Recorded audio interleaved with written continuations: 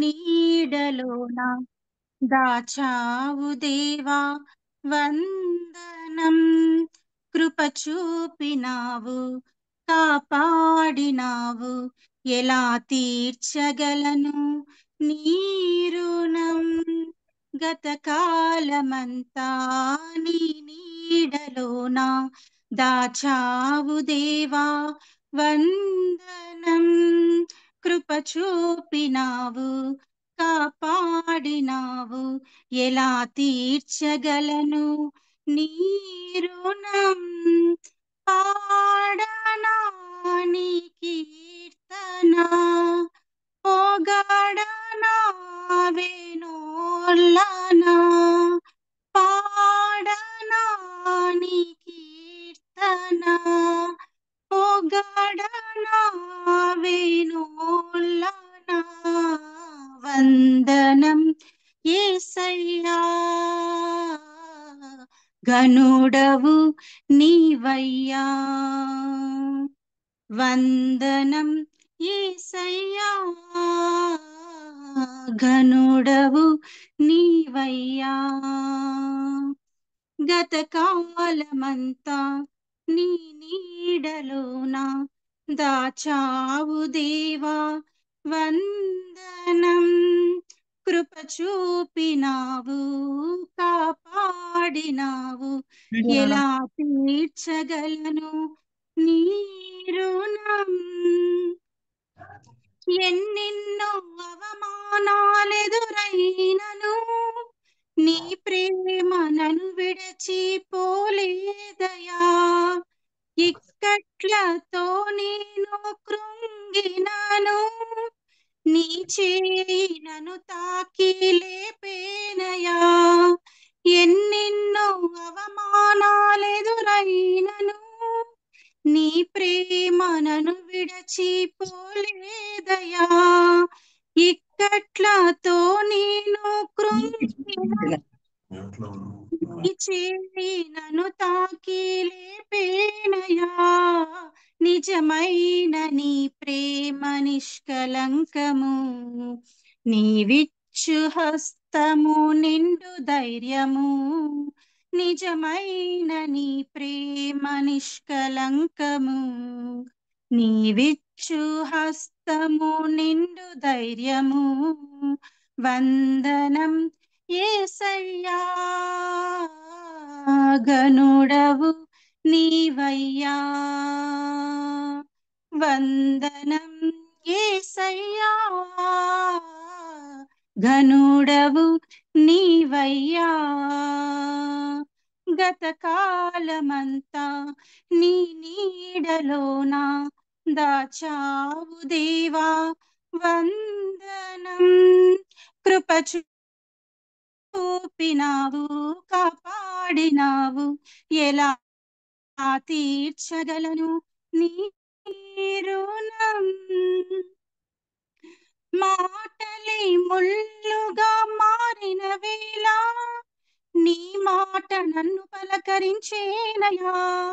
నిందలతో నేను నిండిన వేళ నీ దక్షిణ హస్తమునను తాకేనయా. మాటలే ముళ్ళుగా మారిన వేళ నీ మాట నన్ను పలకరించేనయా.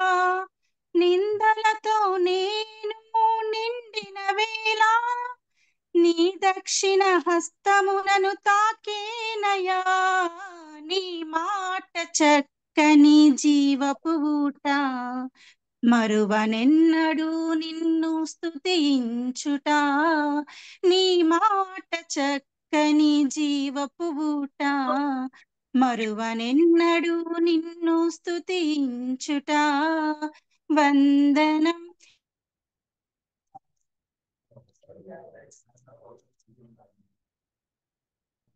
యేసయ్యా,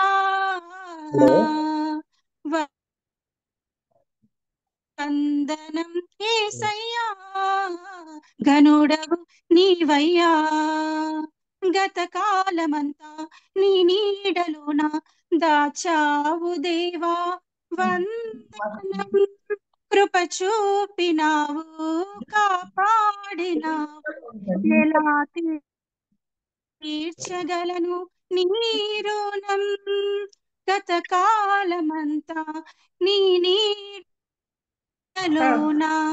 దాచావు దేవా వందనం కృప చూపినావు కాపాడినావు ఎలా తీర్చగలను నీ రుణం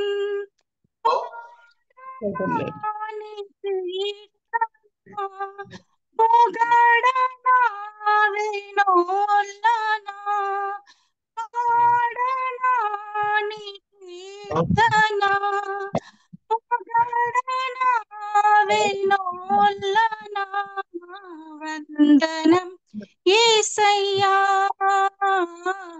ఘనుడవు నీవయ్యా వందనం హలో యేసయ్యా ఘనుడవు నీవయ్యా. వందనాలండి. హలో హలో హలో కేజీఆర్ ఏందో ఆ, వీడియో బా- ప్రాబ్లం కొంచెం వస్తున్నది. ఆడియో ఆ, ఆడియో ఉంది, వీడియోలో మాట్లాడుతున్నా. ఆడియో ఆడియోలో ఆడియోలో మాట్లాడండి. ఓకే మాట్లాడు. ఓకే ఓకే ఓకే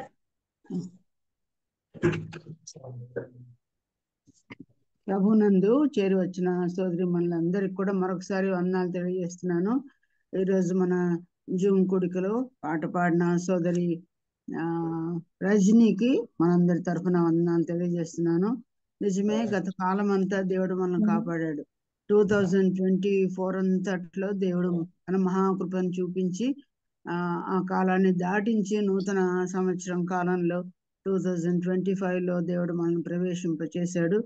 ఎన్నెన్నో ఇక్కట్లు, ఎన్నెన్నో అవమానాలు, ఎన్నెన్నో బాధలు, మాటలే ముళ్ళుగా మారటం, ఎన్నెన్నో రకాలైన ఇక్కట్లన్నిట్లో నుండి దేవుడు మనల్ని కాపాడాడు. కనుక ఆయన ప్రేమను, ఆయన సహాయాల్ని, ఆయన ఆదరణని, వాటన్నిటిని దేవుడు తన మాటలను గత కాలంలో బోధించడం, వీటన్నిటి ద్వారా మనకు కలిగిన మేళ్ల కొరకై దేవుని మనము స్తుతింపబద్ధులమైనాము. సోదరి పాడిన రీతిగా పాడన ప్రభు కృపను గురించి అని చెప్పి, తర్వాత ఆయన కృపను వేణోల చాడడానికి స్తుతించడానికి ప్రభు మనకు గత కాలంలో సహాయం చేశారు.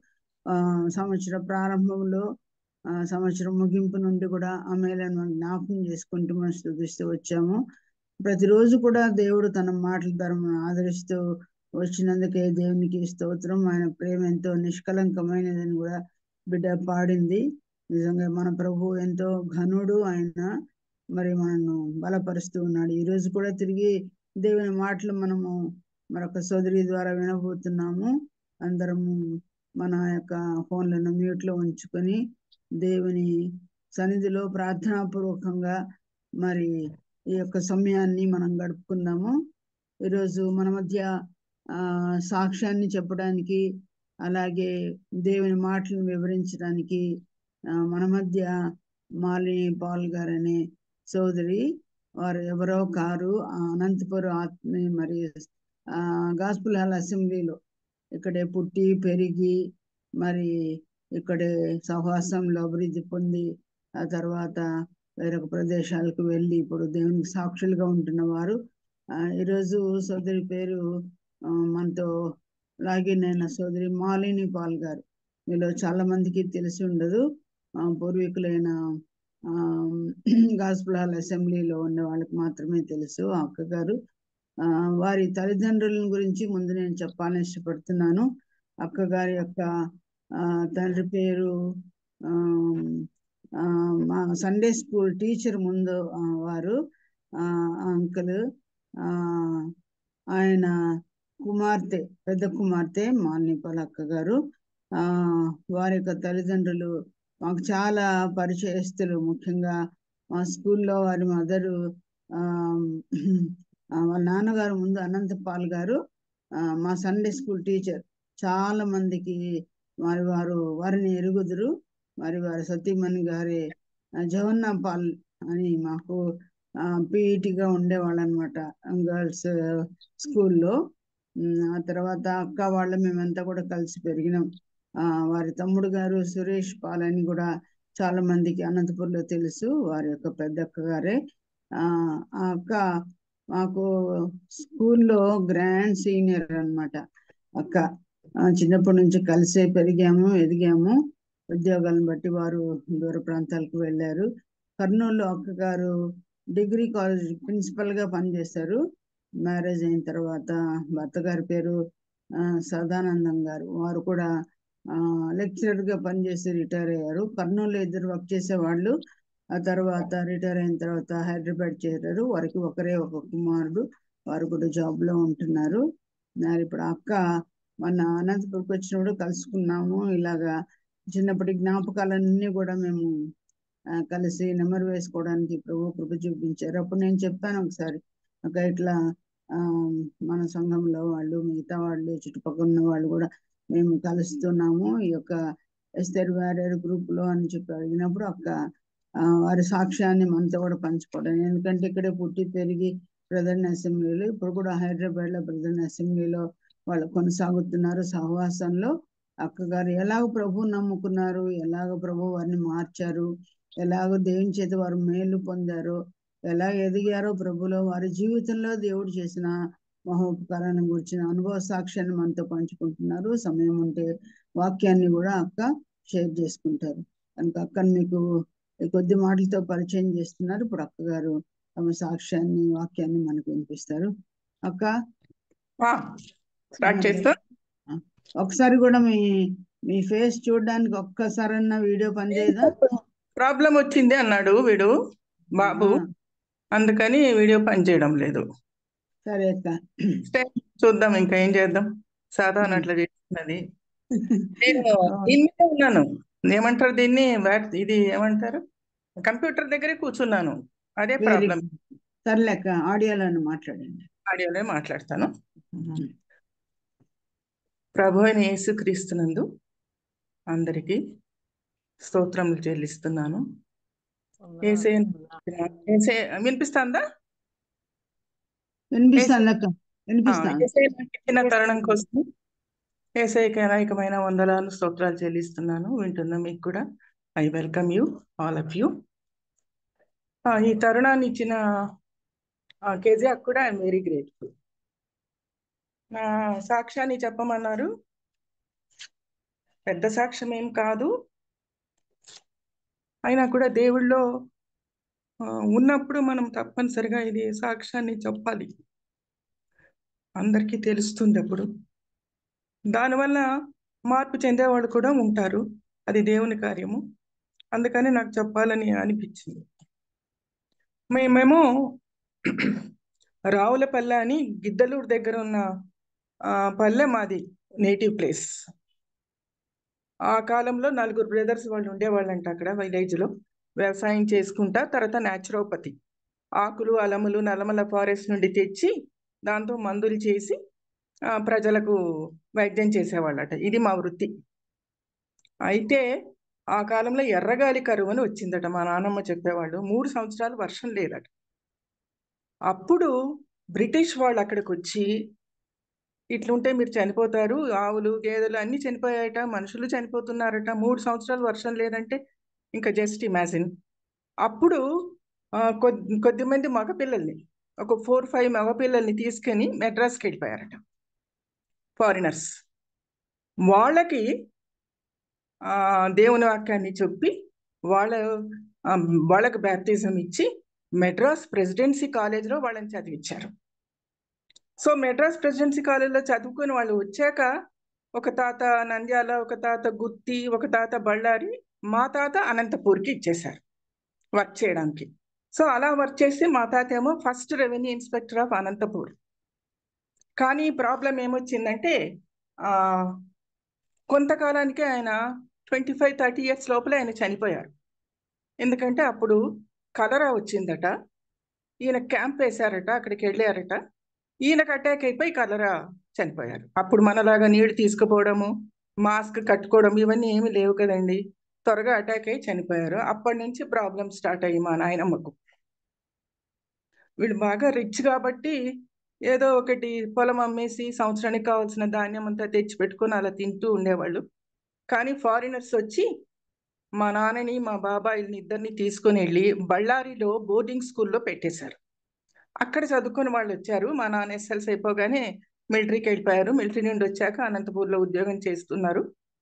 పెళ్లి కూడా అయిపోయింది. మా అమ్మ ఏమో మచిలీపట్నం ఆమె. మా అమ్మ కూడా ఒక పాస్టరు. ఆయన టీచర్ కమ్ పాస్టర్ మా అమ్మ నాన్న. అందుకే వీళ్ళంతా భయభక్తుల్లోనే పెరిగారు. తర్వాత మేము అనంతపూర్లోనే సెటిల్ అయ్యాము. ఫస్ట్ SIU చర్చ్ అని అనంతపూర్లో ఉంది, ఆ చర్చికి వెళ్ళేవాళ్ళము. ఆ తర్వాత జోసఫ్ అంకుల్ పరిచయం అయిన తర్వాత జోసఫయ్య గుడి అని అనేవాళ్ళందరూ గాస్పుల్ హాల్కి రావడం మొదలుపెట్టాము. సో నేను 5 ఏళ్ల వయసు నుండే గాస్పుల్ హాల్కి వస్తూ ఉన్నాము.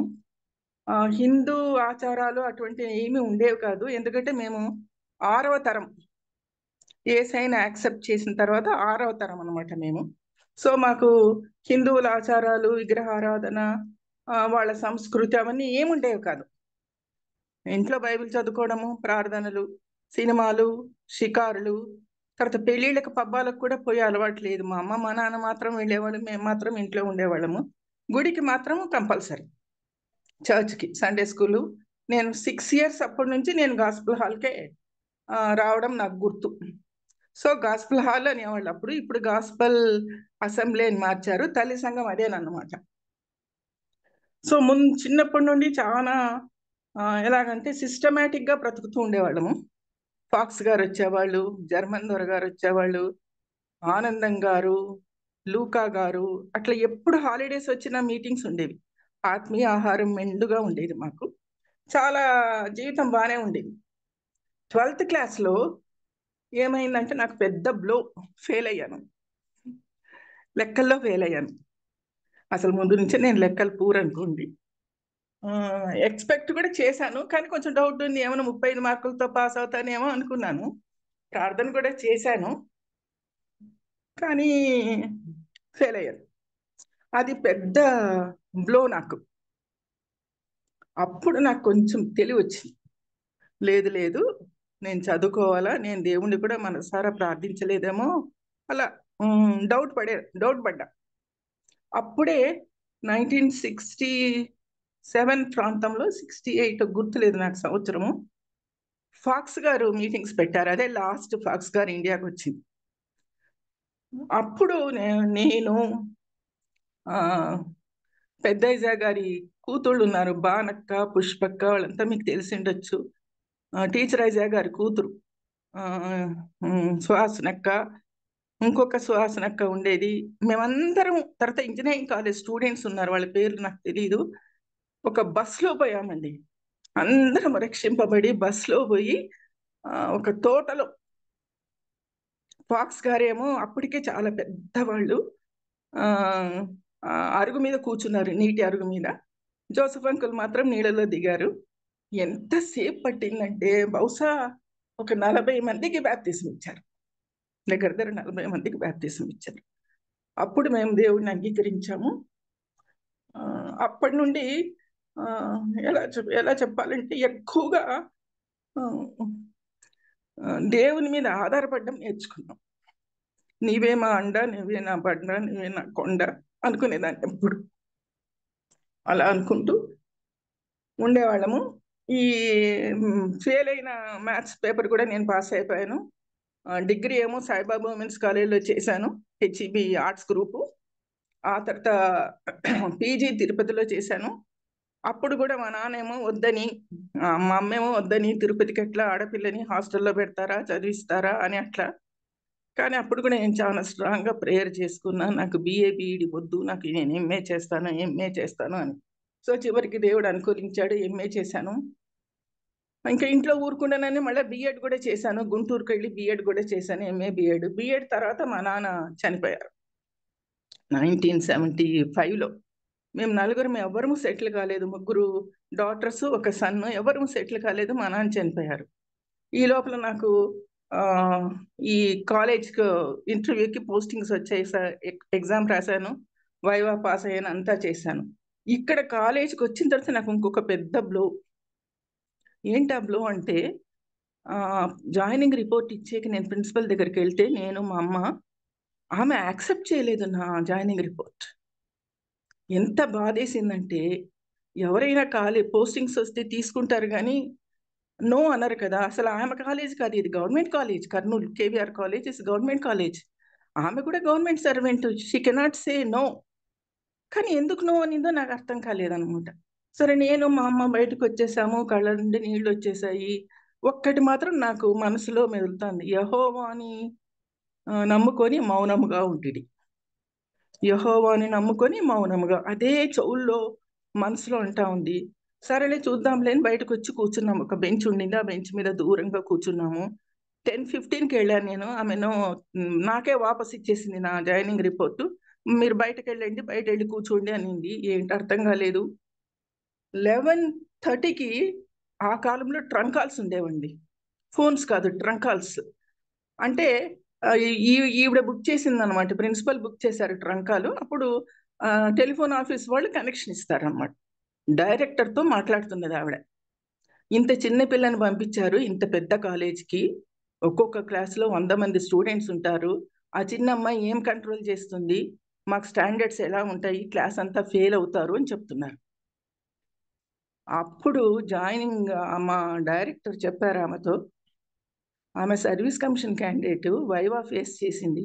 5 నిమిషాలు నాకే టీచ్ చేసింది ఆమె టెర్మినాలజీ గురించి ఇంగ్లీష్లో. How can you judge her అన్నారు. అంటే ఇంకా ఈమె ఏం మాట్లాడలేదు, ఊరుకున్నది. తర్వాత ఆయన అన్నాడు, ఆమె మినిస్టర్ క్యాండిడేట్. ఎందుకంటే లక్ష్మీదేవమ్మ అని ఒక మినిస్టర్ ఉండేది మనకు అనంతపూర్లో, మా అమ్మ స్టూడెంట్. ఆమె ద్వారా వెళ్ళాము మేము ఎడ్యుకేషన్ మినిస్టర్ దగ్గరికి. ఆయన నా పేరు రికమెండ్ చేసి, మా అమ్మ చెప్పారు ఆడపిల్ల పెళ్లి కాలేదు, ఉమెన్స్ కాలేజ్ అయితే బాగుంటుందంటే ఆయన రికమెండ్ చేసి ఉమెన్స్ కాలేజ్ అని ఇచ్చారు. సో ఆయన జాయింట్ డైరెక్టర్ అన్నారు, నీవు కానీ ఆ అమ్మాయిని జాయిన్ చేసుకోకపోతే సాయంకాలం నీకు ట్రాన్స్ఫర్ ఆర్డర్స్ వస్తాయి అన్నాడు. మేము వింటున్నాం, బయట నుండి గట్టిగా మాట్లాడుతున్నాడు ఆయన. దేవుని కార్యాలు ఎలా ఉంటాయో చూడండి. అప్పుడు కూడా పిలవలేదు ఆమె, నన్ను లోపలికి పిలవలేదు. మేమే 12 అవుతామని చెప్పి నేనే వెళ్ళాను. మరి వెళ్ళి, excuse me madam, I have to join, it will be 12 o'clock madam అని చెప్తే అప్పుడు ఇనిషియల్ వేసి ఇచ్చేసింది. కానీ నువ్వు డిపార్ట్మెంట్కి వెళ్ళు, పలానా క్లాస్ తీసుకో, ఏం అంత రిజెక్టింగ్ అనమాట నన్ను తీసుకోవడానికి. ఆమె ఏమంటే చిన్నపిల్ల, ఇంత పెద్ద కాలేజీలో ఏం పని చేస్తుంది, ఇన్ఎఫిషియెంట్ అట్లా అనుకున్నది అనమాట. దేవుడు నాకు చాలా సహాయం చేశాడు. ఆఫీస్కి వెళ్ళాను, ఆఫీస్లో వాళ్ళని ఫార్మాలిటీస్ అన్ని ఫిలప్ చేసి డిపార్ట్మెంట్లో పంపించారు. డిపార్ట్మెంట్కి వెళ్ళగానే ఆమెమో ఇంగ్లీష్ మీడియం అని నేను తీసుకుంటా, తెలుగు మీడియం అని నువ్వు తీసుకో అన్నారు. సరేనండి, ఏదైనా సరే టీచ్ చేస్తాను, నో ప్రాబ్లం అన్నాను. ఎందుకంటే మాకు ఉర్దూ మీడియం కూడా ఉంది, అది మాత్రం నాకు రాదు ఉర్దూ మీడియము. తెలుగు ఇంగ్లీష్ ఏదైనా ఇస్తే చెప్తాను. సరే క్లాసెస్ స్టార్ట్ చేశాను, చెప్పేస్తున్నాను. 1 వీక్ అయిందండి. మరి ప్రిన్సిపల్ పిలుస్తున్నారు. అప్పుడు పెద్ద కమోషన్, ప్రిన్సిపల్ పిలుస్తున్నారంటే తిట్టడానికని అర్థం అన్నమాట. అయ్యో ఏసయ్యా, నేనేం చేసినా తప్పేం చేయలేదే, క్లాసులు బాగానే తీసుకుంటున్నా, ఏ క్లాసు వదలలేదని పరిగెత్తుకుంటా వెళ్ళాను. ఎక్స్క్యూజ్ మీ మేడం, మీరు పిలిచారంట. ఎందుకు తీసుకుంటున్నారండి మీరు, తెలుగు మీడియం ఇంగ్లీష్ మీడియం తీసుకోండి అన్నారనమాట. మీ ఇష్టం మేడం, మీరు ఏది ఇచ్చినా తీసుకుంటాను, but I don't know Urdu, I can speak little bit of Urdu, but I can not right and read అని చెప్పారు. సరే ఇంగ్లీష్ మీడియం తీసుకోండి. ఎందుకబ్బా ఇట్లా మారుస్తున్నారు అనుకున్నాను. హెడ్ ఆఫ్ ద డిపార్ట్మెంట్కి ఇష్టం లేదు. చిన్న క్లాస్, ఇంగ్లీష్ మీడియం అంటే 30 మెంబర్సే ఉంటారు, ఎక్కువ ఉండరు అనమాట. ఏమైతే నేను మళ్ళీ ఇంగ్లీష్ మీడియం. తర్వాత తెలిసింది కలెక్టర్ గారి కూతురు ఆ క్లాస్లో ఉందట. ఆ కలెక్టర్ గారు ఫోన్ చేసి ఈమెను తిట్టారట. ఫ్రెషరు, ఆమెకి ఇవ్వకుండా ఎలా చేశారు అన్నారట. ఇన్ని కథలు తర్వాత తెలుసు. సో అట్లాగ నా జీవితం అక్కడ నేను సెట్ అయిపోయాను. ఇంకా అమ్మ బాబాయ్ జాగ్రత్తగా ఉండాలా, నేను ఏసై మీద ఆధారపడి జీవిస్తూ ఉండాలా, అలా అనుకుంటే జీవిస్తూనే ఉన్నాను. నా ఫస్ట్ శాలరీ ఎంత అంటేనండి 610 రూపాయలు నా ఫస్ట్ శాలరీ. ఆ ఫస్ట్ శాలరీ అంతా నేను గ్రాస్పల్ హాల్కే ఇచ్చేసాను. ఆ తర్వాత శాలరీ వచ్చినప్పటి నుంచి 1/10 వంతు ఇవ్వాలి కదా మనకు, చెప్తున్నారు కదా మెల్కీసెదెకు క్రమము అది ఇది అని. నాకేమో అట్లా 610 అంటే 60 రూపాయలు చిల్లర అవుతుంది. నాకు అట్లా ఇవ్వడం ఇష్టం ఉండలేదండి ఎందుకు. తర్వాత నాకు ఈ వాక్యం కూడా తెలియదు, మనకు మలాకీలో ఉంది కదా, నువ్వు 1/10 వంతు ఇచ్చి నీ దేవుని శోధించిన ఎడల గుప్పిలు విప్పి పట్టజాలనంత విస్తారమైన దీవెనలు నీ మీద కుమ్మరిస్తారని ఉన్నది. అది నాకు తెలియదు ఆ టైంలో. కానీ నేను 100 రూపాయలు ఇచ్చాను దేవునికి. అలా ఉన్నప్పుడు ఇంకా పెళ్ళిళ్ళు చేయాలన్నప్పుడు, ఈ పెళ్ళిళ్ళు చేయాలన్నప్పుడు నాకు అగైన్ మళ్ళా ఒక బ్లో. ఎలా ఎలా అబ్బా ఎలా, మా అమ్మ ఏమో ఏడుస్తూ ఉండేది, ఎవరు లేరు మనకు సాయం చేయడానికి, అలా ఇలా అనేవాళ్ళు. ప్రభుదాస్ రెడ్డి అంకుల్ ఒకసారి వచ్చారు, నంద్యాల ప్రభుదాస్ రెడ్డి అంకుల్, ఇప్పుడు లేరు, చనిపోయారు. ఆయన మా ఇంటికి వచ్చినప్పుడు ప్రార్థన చేసి చెప్పారు, అమ్మ నువ్వు కూడా ప్రార్థన చేసుకోవాలి, అప్పుడు దేవుడు అన్ని అనుకూలిస్తాడు, ప్రార్థన లేకుండా మనకి ఏమీ కాదు అన్నాడు. సరే అంకుల్ అని చెప్పాను అనమాట. ఆయన నేను తప్పకుండా సాయం చేస్తాను నాకు చేతనైనంత వరకు అన్నారు ప్రభుదాస్ రెడ్డి. ఎందుకంటే ప్రభుదాస్ రెడ్డి అంకుల్కి మాకు కొంచెం సంబంధం ఉన్నది, ఆయన అక్క కొడుకు మా అన్నయ్య అల్లుడు. సో నేను తప్పనిసరిగా సహాయం చేస్తానన్నారు. సరే అండి అంకుల్ అనుకున్నాము. తర్వాత అప్పటి నుండి మొదలు పెట్టాను ప్రేయర్ చేయడానికి, నాయన నాకు మంచి కుటుంబాన్ని ఏర్పాటు చెయ్యని. చాలా సంబంధాలు వచ్చాయండి. మీకు వీలైతే యెషయా 38:17 చూడగలరా? యెషయా 38:17.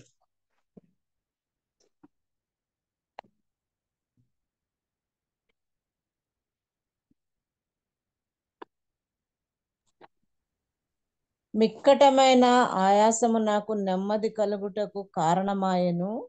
నీ ప్రేమ చేత నా ప్రాణమును నాశనము గోతి నుండి విడిపించితివి. నీ వీపు వెనుక తట్టు నా పాపములన్నీ పారవేసితివి. చాలండి, థ్యాంక్ యూ. అదే అండి, ఫస్ట్ ఒక ప్రపోజల్ వచ్చినప్పుడు నాకు వాక్యం వచ్చింది. అది మా అమ్మకి చెప్పాను, అమ్మ ఇది నాకు కుదరదు, నాశనం మన గోతి నుండి నన్ను విడిపించాడని చెప్తున్నాడు దేవుడు, ఈ వివాహము నాకు కుదరదమ్మా అన్నాను. ఎందుకు అట్లా అంటున్నావు? ఏదో మరి నాకు తెలియదు, నాశనం అంటున్నారు, యేసయ్య ఈ వాక్యం ఇచ్చాడు నాకు అని చెప్పాను. తర్వాత తెలిసింది పచ్చి తాగుబోతాడు, జూదం ఆడతాడు, అన్నీ ఆడతాడని తెలిసిందండి. అప్పుడు నాకు ఇంకా దేవుని యందు గురి ఏర్పడింది. మరి ఒక వారం రోజులకే మళ్ళీ ఇంకొక సంబంధం వచ్చింది. కీర్తన 36:4 ద్వారా మాట్లాడాడు దేవుడు. ఎప్పుడు వాక్యం ద్వారా నాతో మాట్లాడాడు చాలా సార్లు. So I'm very grateful to God. కీర్తనలు చూస్తారా? 36:4. వాడు మంచము మీదనే పాపయోచనను యోచించును, వాడు కాని నడతలు నడిచేవాడు చెడుతనము వాడికి అసహ్యము కాదు.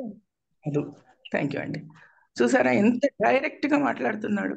మంచం మీదనే కాని నడతలు నడుచువాడు అంటే is not good, don't go for him అని నాకు దేవుడు వాక్యం ద్వారా చెప్పాడు. అమ్మ ఇది కూడా కాదమ్మా అని చెప్పాను మా అమ్మతో. మా అమ్మ అంటే ఏమ్మా ఏదొచ్చినా ఏదో ఒకటి చెప్తున్నావు అంటే, నేను చెప్పడం కాదమ్మా దేవుడు చెప్తున్నాడు అనేదాన్ని. తర్వాత మూడవది 42 చూడండి, కీర్తన 42. కీర్తన 42.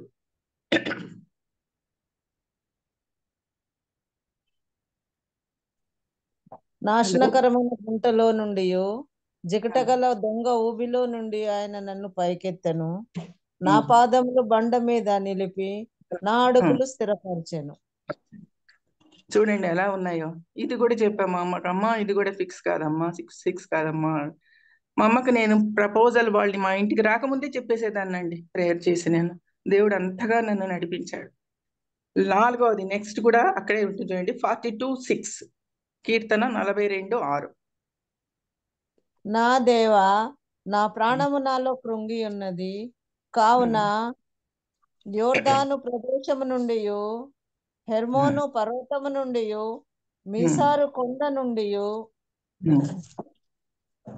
నేను నిన్ను జ్ఞాపకము చేసుకొనుచున్నాను. అది వచ్చిందండి 42:6. 4th ప్రపోజల్ వచ్చినప్పుడు. 5th ప్రపోజల్ వచ్చినప్పుడు కూడా చాలా మంచి వాక్యం వచ్చింది. అప్పుడు దానికి అప్పుడు ఇది ఈ ప్రపోజల్ మాకు తెచ్చింది ప్రభుదాస్ రెడ్డి అంకుల్ అండి. అది 45:10 చూడండి. కుమారి ఆలోచించి చెవి యొగ్గుము, నీ స్వజనమును నీ తండ్రి ఇంటిని మరువము.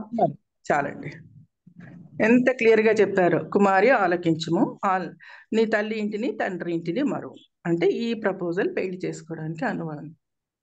4కి వచ్చారు, 4:10కి మ్యారేజ్ ఫిక్స్ అయిపోయింది.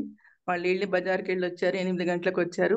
జోసఫ్ అంకులు సంఘ పెద్దలందరూ వచ్చారు, అంతే ఎంగేజ్మెంట్ అయిపోయింది, వెళ్ళిపోయారు. అలా పెళ్లి ఫిక్స్ అయింది. మా హస్బెండ్ కూడా బ్రదర్ అండ్ గ్రూప్ చర్చ్కి సంబంధించిన వాళ్ళు, గుంటూరులో పనిచేసేవాళ్ళు. అప్పుడు అగ్రప్ప తాత వాళ్ళ సిస్టర్ ఒక ఆమె ఉన్నారు, ఆమెకు కొడుకు అన్నమాట మా వారు. సో వీళ్ళందరూ మంచి బిలీవర్స్ అండి. తర్వాత నేను భయపడ్డాను. 4 ఆడపడుచులు, నాకు ఒక మరిది ఉన్నారబ్బో, ఇంత పెద్ద ఫ్యామిలీ అని భయపడ్డాను. కానీ ఏమీ భయం లేదు. చక్కగా సంసారం గడిచిపోయింది. అందరూ సెటిల్ అయిపోయారు. అందరూ బాగున్నారండి. ఇది దేవుని యొక్క ఆశీర్వాదం. ఆ తర్వాత మేము కర్నూలులో పని చేస్తున్నాను. కానీ కొన్ని ప్రాబ్లమ్స్, హౌసెస్ ఒంటరిగా ఉంటే ఇచ్చేవాళ్ళు కాదు. తర్వాత హాలిడేస్ వస్తే వెళ్ళిపోతున్నారు అని, తర్వాత పూజలు చేయరు, ఏం చేయరు అని, ఇట్లాంటి ప్రాబ్లమ్స్. పని మనిషి మా ఇంట్లో పని చేసి వాళ్ళ ఇంట్లో పని చేయకపోతే ప్రాబ్లము. అప్పుడు నేను దేవుణ్ణి అడిగాను, ఎట్లా ప్రభువా ఇట్లాంటివన్నీ వస్తే, నేను ఒంటరిగా ఉన్నాను, ఇప్పుడు పెళ్ళయింది, మా వారేమో గుంటూరులో పనిచేసేవాళ్ళు, అప్పుడప్పుడు వచ్చి వెళ్తూ ఉండేవాళ్ళు, మరి నేను ఒంటరిగా ఎలా ఉంటాను, ఇలా చేస్తున్నారు వీళ్ళు అని చాలా ఏడ్చుకుంటా ప్రార్థన చేసేదాన్ని. నన్ను యేసయ్య నాకు దారి చూపు, నేను ఒక ఇల్లు కట్టుకుంటాను, చిన్న ఇల్లు నాకు ఇవ్వు, దాంట్లో కట్టుకొని ఉంటే నాకేం ప్రాబ్లమ్స్ ఉండవు కదా, ఇట్లా ప్రార్థిస్తే అప్పుడు కూడా దేవుడు నన్ను నడిపించాడండి. అదే ఫిలిప్పి 2:13.